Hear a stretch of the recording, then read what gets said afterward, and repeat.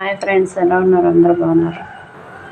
ఈ వీడియో ఎప్పుడుదోను, కాకపోతే కొంచెం లేట్ అయింది ఫ్రెండ్స్. అందుకని బాలింతకి కర్రీ ఎలా వండుకోవాలో చూద్దాం. ఇది పప్పు నూనె ఫ్రెండ్స్. ఇది ఆపరేషన్ అయినాక, డెలివరీ అయినాక ఈ పప్పు నూనె వాడాలంట. అందుకని ఎంత ఎక్కువ పోసుకుంటే అంత మంచిది. ఓకే,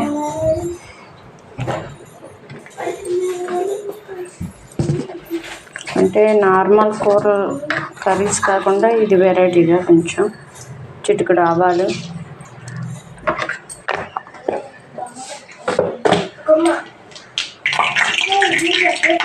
అలాగే చిటికెడు జీలకర్ర. మంచిగా జీలకర్ర వేసుకోవచ్చు ఫ్రెండ్స్.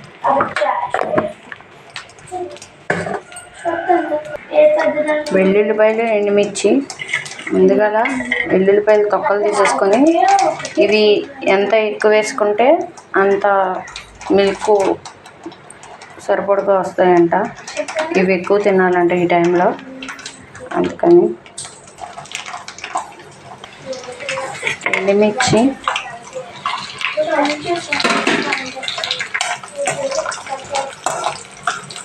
మంచిగా ఎల్లుల్లిపాయలు కూడా మగ్గుతున్నాయి, చూస్తున్నారు కదా. మీకు మంచిది. ఈరోజు నుంచి బాలింత వంటలు అంటారు కదా ఫ్రెండ్స్, అవి చూపిస్తాను మీకు. ఇప్పుడు దొండకాయ ముక్కలను సన్నగా తరుముకున్నాం కాబట్టి వేసేసుకోవాలి.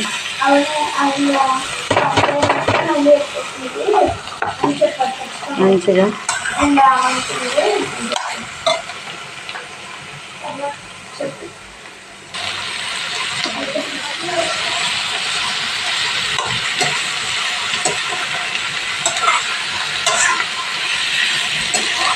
మీకు ఆఫ్టర్నూన్ లంచ్ కూడా ఎలా పెడుతున్నారో చూపిస్తాను ఫ్రెండ్స్.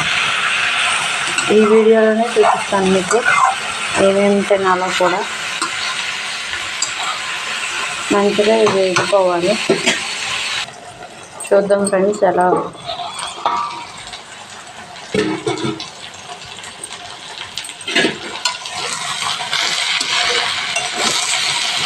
నైన్ డేస్ తర్వాత నేనే వండుకుంటున్నాను ఫ్రెండ్స్. ఇది కర్రీ మట్టికి.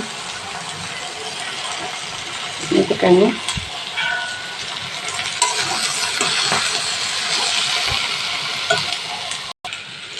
ఇప్పుడు ఇందులో చిటికెడు పసుపు.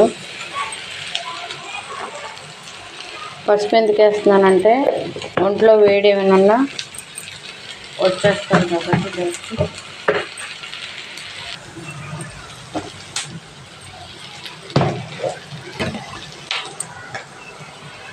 ఇది వేయించుకున్న మిక్సీ పట్టుకున్న ఉప్పు ఫ్రెండ్స్. ఇది నా కోసం సపరేట్గా. బాలింతలకి వేయించుకున్న ఉప్పు వేసుకోవాలంట.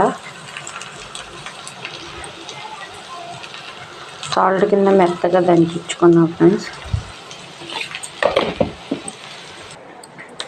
మా ఇంటి దగ్గర అయితే మల్లెపూ కాసింది ఫ్రెండ్స్, చూసారా.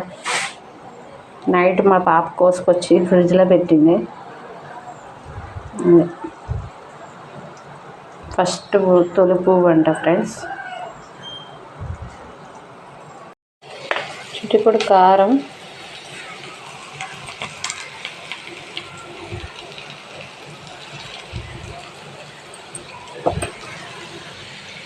చూసారు కదా ఫ్రెండ్స్. కర్రీ అయితే అయిపోయి వచ్చింది. మంచిగా దగ్గరకంటూ వేగింది. ఇంకా కొంచెం వేయించుకోవాలి దగ్గరకంటూ. ఓకే, ఈ వీడియో మీకు నచ్చినట్లయితే లైక్, షేర్, సబ్స్క్రైబ్ చేసుకోండి ఫ్రెండ్స్. Thank you.